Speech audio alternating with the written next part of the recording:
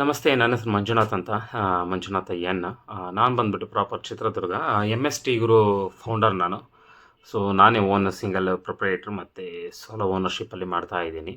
So ನಾವು ಬಂದುಬಿಟ್ಟು start ಮಾಡಿರ್ತಕ್ಕಂಥದ್ದು MS ಟಿ ಗುರು ಅಂತ ಬ್ರ್ಯಾಂಡು.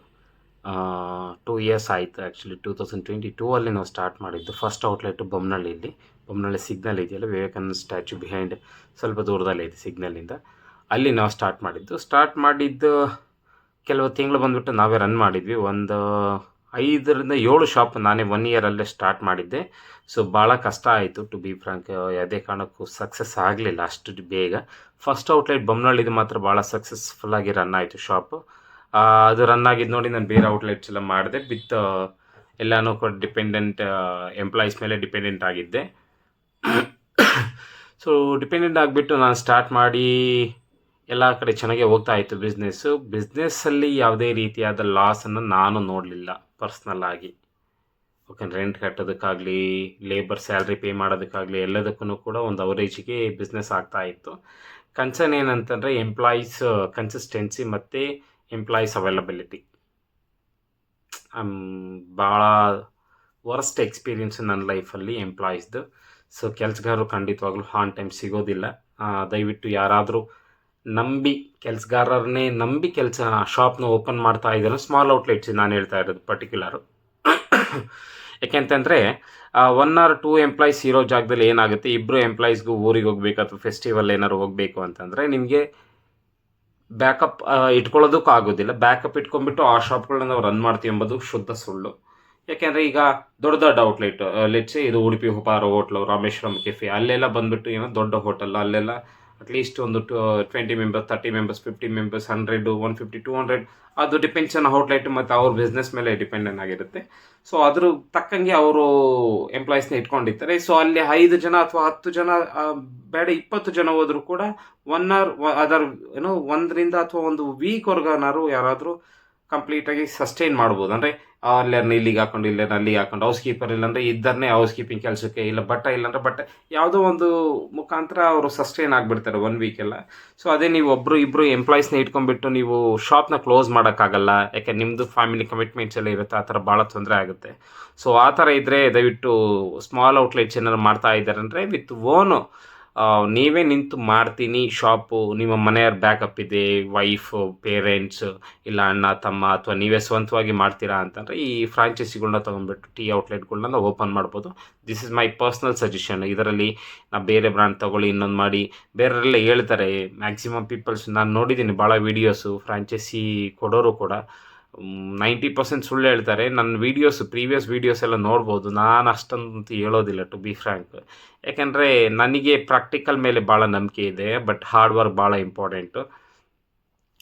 ಸೊ ಹಂಗಿದಾಗ ಏನಾಗುತ್ತೆ, ನೀವು ಥಿಂಕ್ ಮಾಡಿಬಿಟ್ಟು ಫ್ರಾಂಚೈಸಿ ತೊಗೊಳ್ಳಿ. 1.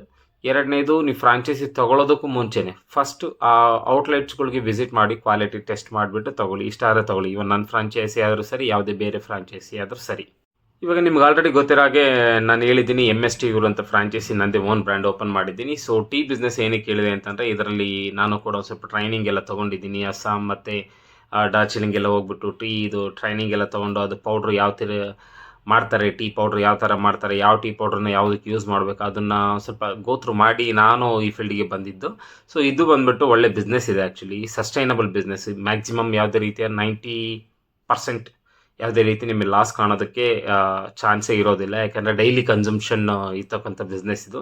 ಸೊ ಪ್ರತಿಯೊಬ್ಬ ವ್ಯಕ್ತಿ ಪ್ರತಿದಿನ ಕೂಡ ಕುಡಿಲೇಬೇಕು ಅಥವಾ ಕುಡಿತೀನಿ ಅನ್ನೋ ಒಂದು ಪ್ರಾಡಕ್ಟ್ ಇದು. ಸೊ ಆದ್ದರಿಂದ ನಾನು ಈ ಬಿಸ್ನೆಸ್ನ ಪ್ರಿಫರ್ ಮಾಡ್ಕೊಂಡ್ಬಿಟ್ಟು ಇದು ಮಾಡಿದ್ದೀನಿ. ಸೊ ಆ್ಯಸ್ ಆಫ್ ನಾವು ಬಂದುಬಿಟ್ಟು ನಮ್ಮದು 34 ಔಟ್ಲೆಟ್ ಇದೆ. ಚಿತ್ರದುರ್ಗ, ದಾವಣಗೆರೆ, ಮೈಸೂರು ಮತ್ತು ಉರ್ವಕೊಂಡದಲ್ಲಿದೆ, ಗದಗಲ್ಲಿ ಕೊಟ್ಟಿದ್ದೀವಿ. ವೆರಿ ಸೂನ್ ವಿಜಾಪುರ ಬಂದ್ಬಿಟ್ಟು ಅಲ್ಲೂ ಕೂಡ ಓಪನ್ ಆಗ್ತಾ ಇದೆ.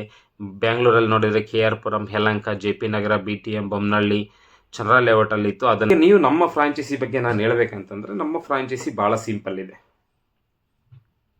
ಸೊ ನಮ್ಮ ಫ್ರಾಂಚೈಸಿಯಲ್ಲಿ ನಾನು ಬಿಗಿನಿಂಗ್ ಎಲ್ಲ ಬಂದ್ಬಿಟ್ಟು ಭಾಳ ಅಮೌಂಟ್ ತೊಗೊಳ್ತಾ ಇದ್ದೆ. 1 lakh, 1.5 lakh, 3 lakh, 2 lakh ಆ ಥರ. ಸೊ ಕೆಲವೊಂದು ಕಸ್ಟಮರ್ ಫೀಡ್ಬ್ಯಾಕ್ ಕೂಡ ತೊಗೊಂಡು ಫ್ರಾಂಚೈಸಿ ತೊಗೊಂಡವ್ರದ್ದು, ಅವರು ಬಡ್ಡಿ ಹಾಗೆ ಹೀಗೆ ಅಂತ ಏನು ಭಾಳ ಡೀಟೇಲ್ಸ್ ಹೇಳಿದರು. ಇಂಟ್ರೆಸ್ಟಲ್ಲಿ ತೊಗೊಂಡಿದ್ದೀವಿ ಹಾಗೆ ಹೀಗೆ ಅಂತ.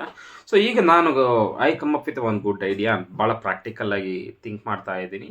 ಅದು ಕಂಪ್ಲೀಟ್ಲಿ ಫ್ರಾಂಚೈಸಿ ಯಾರು ತಗೊಳ್ತಾರೆ ಸೊ ಅವ್ರ ಮೇಲೆ ಡಿಪೆಂಡೆಂಟ್ ಆಗಿರುತ್ತೆ. ಅವರು 1.5 ಲಕ್ಷದಲ್ಲೂ ಕೂಡ ಅಂಗಡಿ ಮಾಡ್ಬೋದು, 10 ಲಕ್ಷದಲ್ಲಿ ಕೂಡ ಅಂಗಡಿ ಮಾಡ್ಬೋದು, 5 ಲಕ್ಷದಲ್ಲಿ ಕೂಡ ಅಂಗಡಿ ಮಾಡ್ಬೋದು. ಅದನ್ನು ನಾನೇನು ಹೇಳ್ತೀನಿ ಅಂದರೆ ಡಿಪೆಂಡ್ಸ್ ಆನ್ ಏರಿಯಾ ಮತ್ತು ಲೊಕೇಶನ್ ತಕ್ಕಂತೆ ಬಂಡವಾಳ ಹಾಕೋಣ. ಸೊ ಅಲ್ಲಿ ಬಂಡವಾಳ ಹಾಕ್ಬಿಟ್ಟು ನಾವು ಅದು ಸಸ್ಟೈನ್ ಆಗೋದಕ್ಕೆ ಟ್ರೈ ಮಾಡಬೇಕು. ಈಗ 10 ಲಕ್ಷ ಇದೆ ಅಂತ ನೀವು 10 ಲಕ್ಷನೂ ಒಂದೇ ಲೊಕೇಶನ್ಗೆ ಹಾಕೋದಕ್ಕಾಗೋದಿಲ್ಲ. ರೆಸಿಡೆನ್ಷಿಯಲ್ ಏರಿಯಾದಲ್ಲಿ ಹೋಗ್ಬಿಟ್ಟು ಕಂಪ್ಲೀಟ್ ಇನ್ಸೈಡ್ ರೆಸಿಡೆನ್ಷಿಯಲ್ ಏರಿಯಾ ಬಾಡಿಗೆ ಕಮ್ಮಿ ಇದೆ ಅಂತ ಹೋಗಿ ಫುಲ್ ಇಂಟೀರಿಯರ್ ಮಾಡಿಬಿಟ್ಟು 10 ಲಕ್ಷ ರೂಪಾಯಿ ದುಡ್ಡು ಹಾಕಿದರೆ ಖಂಡಿತವಾಗ್ಲೂ ಅಲ್ಲಿ ವೇಸ್ಟ್ ನನ್ನ ಪ್ರಕಾರ. ಸೊ ಅಲ್ಲಿ ಸಸ್ಟೈನ್ ಆಗಿ ಮತ್ತು ಸಕ್ಸಸ್ ಆಗಬೇಕಂದ್ರೆ ಅಟ್ಲೀಸ್ಟ್ 2 ಇಯರ್ಸ್ ಬೇಕಾಗುತ್ತೆ. ಆ 2 ಇಯರ್ಸ್ಗೆ ನೀವು ತಂದಿರ್ತಕ್ಕಂಥ ಅಮೌಂಟಿಗೆ ಇಂಟ್ರೆಸ್ಟ್ ಏನು ಅಥವಾ ಅದರ ದುಡಿಮೆ ಏನು ಅದನ್ನೆಲ್ಲ ಕಮಿಟ್ಮೆಂಟ್ ಭಾಳ ಇರುತ್ತಲ್ಲ. ಸೊ ಅದನ್ನು ಫುಲ್ಫಿಲ್ ಮಾಡೋದಕ್ಕೆ ಯಾರಿಗೂ ಆಗೋದಿಲ್ಲ. ಸೊ ಆದ್ದರಿಂದ ನಾನು ಅದನ್ನು ಸಜೆಸ್ಟ್ ಮಾಡೋದಿಲ್ಲ ಅಷ್ಟೊಂದು ಅಮೌಂಟ್ ಹಾಕೋದಕ್ಕೆ. ಸೊ ಅದಕ್ಕೆ ಮೇನ್ ರೋಡಲ್ಲೇ ಹುಡುಕಿ. ಲೊಕೇಶನ್ ಭಾಳ ಇಂಪಾರ್ಟೆಂಟ್ ಆಗಿರುತ್ತೆ.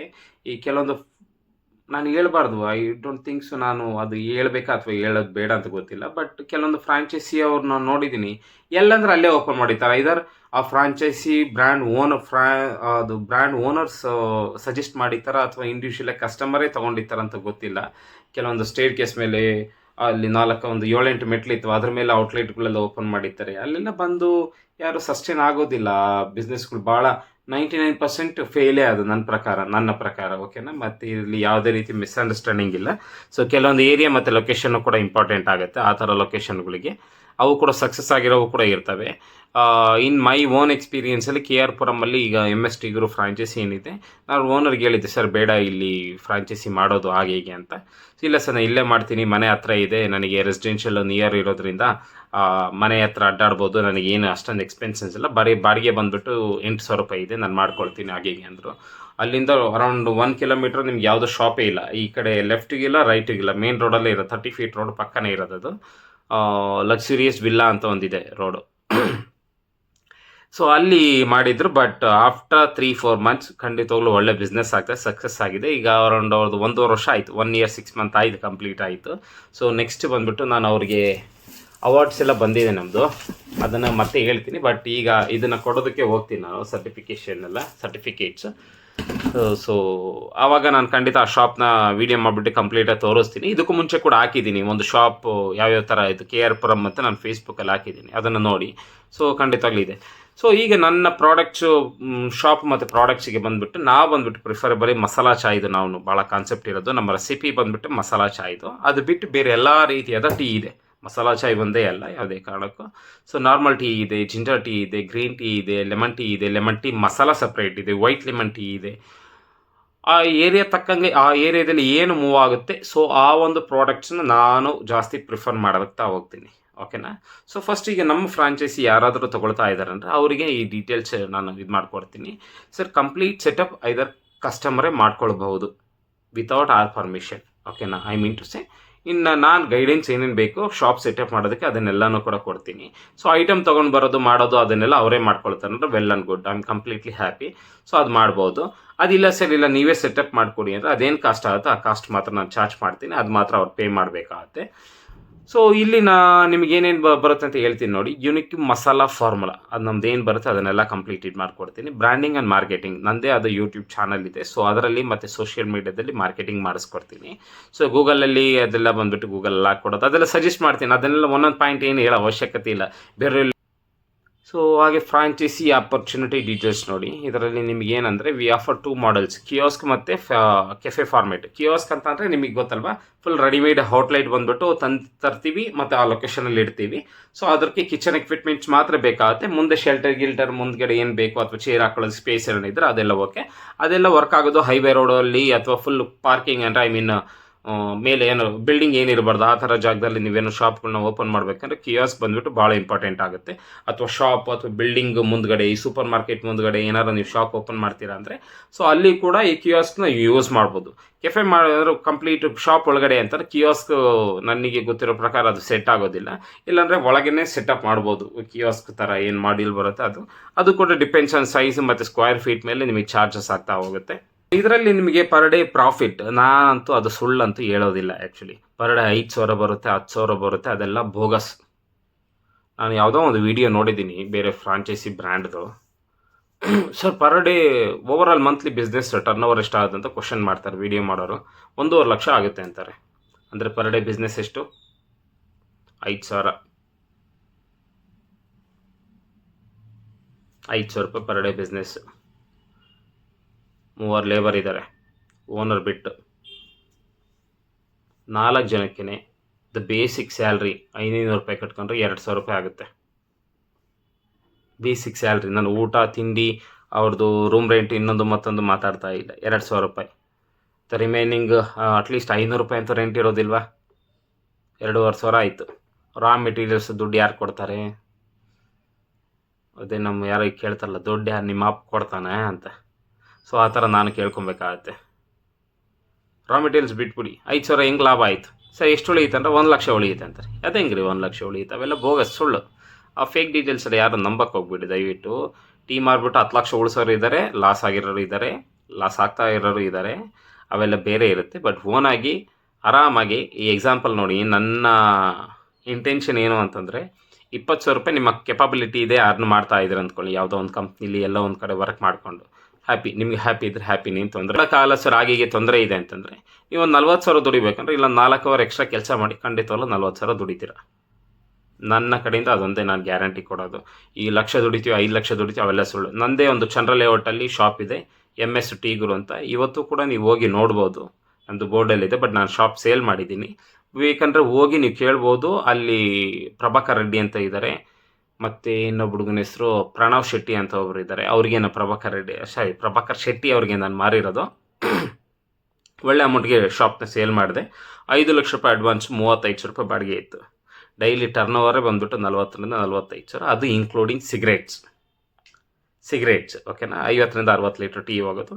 ಈಗ ಅವ್ರು ಮಾಡಿದ್ಮೇಲೆ ಇನ್ನೂ ಚೆನ್ನಾಗಿ ಹೋಗ್ತಾ ಇದೆ. ಯಾಕಂದರೆ ಹುಡುಗರನ್ನ ಓನಾಗಿ ಇಟ್ಬಿಟ್ಟು ಭಾಳ ಚೆನ್ನಾಗಿ ಮೇಂಟೈನ್ ಮಾಡ್ತಾರೆ. ಅವರಿಗೆಲ್ಲ ಒಂದು ಸ್ವಲ್ಪ ಚೆನ್ನಾಗಿ ಒಳ್ಳೆ ಎಕ್ಸ್ಪೀರಿಯೆನ್ಸ್ ಇತ್ತು, ಚೆನ್ನಾಗಿ ಮೇಂಟೈನ್ ಮಾಡ್ತಾ ಇದ್ದಾರೆ. ನೀವು ಅಲ್ಲೋ ಕೇಳಿ, ಅಲ್ಲಿ ಅವರು ದುಡಿಮೆ ಬಂದುಬಿಟ್ಟು 2 ರಿಂದ 2.5 ಲಕ್ಷ ಇದೆ ಪರ್ ಮಂತ್.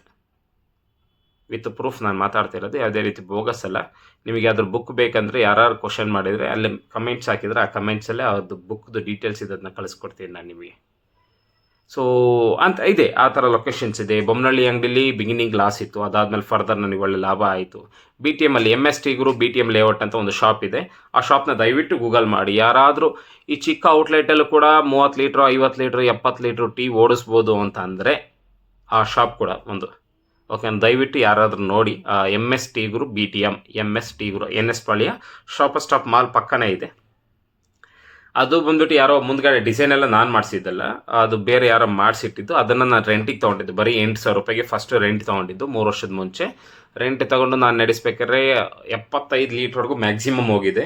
ಸೊ ಅದಾದಮೇಲೆ ಹುಡುಗರು ತೊಂದರೆ ಆಗೋ ಕಾರಣ ಆ ಫ್ರಾಂಚೈಸಿನ ನಾನು ಬೇರೆಯವ್ರಿಗೆ ಕೊಟ್ಟೆ. ಈಗ ಬಂದುಬಿಟ್ಟು ರಾಜು ಅಂತ ಇದ್ದಾರೆ, ಅವರು ಕೂಡ ಬೆಳಿಗ್ಗೆ ಹೊತ್ತು ಹಾಲೆಲ್ಲ ಸಪ್ಲೈ ಮಾಡ್ತಾಯಿದ್ರು ನಮಗೆ. ನಮ್ಮ ಬಿಸ್ನೆಸ್ ನೋಡಿ ಅವರೇ ಶಾಪ್ ತೊಗೊಂಡ್ಬಿಟ್ರು. ಸೊ ಅವರು ಚೆನ್ನಾಗಿ ನಡೀತಾ ಇದೆ. ಬಟ್ ಈಗಿನ ಅದ್ರ ಶಾಪ್ ರೆಂಟ್ ಬಂದ್ಬಿಟ್ಟು 20,000 20,000. ದ ಸೇಮ್ ಟೈಮ್ ಏನು ಮಾಡಿದ್ದೀನಿ, ನನ್ನ ಕಡೆಯಿಂದ ಒಂದು ಸ್ಮಾಲ್ ಹೆಲ್ಪ್ ಅವರಿಗೆ. ಸಿಗರೇಟ್ ಮಾರ್ಕೆಟಿಂಗ್ ಬಂದುಬಿಟ್ಟು ಯಾರು ಹೊರಗಡೆ ಮಾಡೋದಿಲ್ಲ, ನಿಮಗೆ ನೋಡಿರ್ಬೋದು ಮ್ಯಾಕ್ಸಿಮಮ್. ಸೊ ಒಳಗಡೆ ಎಲ್ಲ ಯಾವ್ದಾದ್ರು ಒಂದು ಕಾಂಡಿಮೆಂಟ್ಸ್ಗಳು ನೋಡಿರ್ತೀರ, ಅದರೊಳಗಡೆ ಒಂದು ಸ್ಮಾಲ್ ಅಥವಾ ದೊಡ್ಡದು ಒಂದು ಲೈಟಿಂಗ್ಸ್ ಬೋರ್ಡ್ ಹಾಕಿರ್ತಾರೆ. ಲೈಟಿಂಗ್ಸ್ ಬೋರ್ಡು ಬಂದುಬಿಟ್ಟು ಕೊಡೋದು ಪರ್ಟಿಕ್ಯುಲರ್ ಆಗಿ ಅದಕ್ಕೆ ರೆಂಟ್ ಕೊಡ್ತಾರೆ ಶಾಪ್ ಅವ್ರಿಗೆ. 5,000 1,000 2,000 3,000 ಕೊಡ್ತಾರೆ. ಈ ಪರ್ಟಿಕ್ಯುಲರ್ ಶಾಪಿಗೆ ನನ್ನ ಪ್ರಕಾರ ₹5,000 ಕೊಡ್ತಾ ಇರ್ಬೋದು. 4,950 ಕೊಡ್ತಾ ಇರ್ಬೋದಲ್ಲ, ಕೊಡ್ತಾ ಇದ್ದಾರೆ ಆ್ಯಕ್ಚುಲಿ.